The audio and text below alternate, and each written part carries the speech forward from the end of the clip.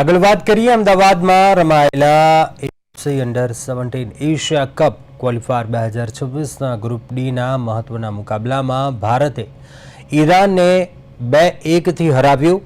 આ જીતની સાથે જ ભારતે ગ્રુપમાં ટોપ સ્થાને કબજો જમાવ્યો છે। ઈરાન માટે 19મી મિનિટે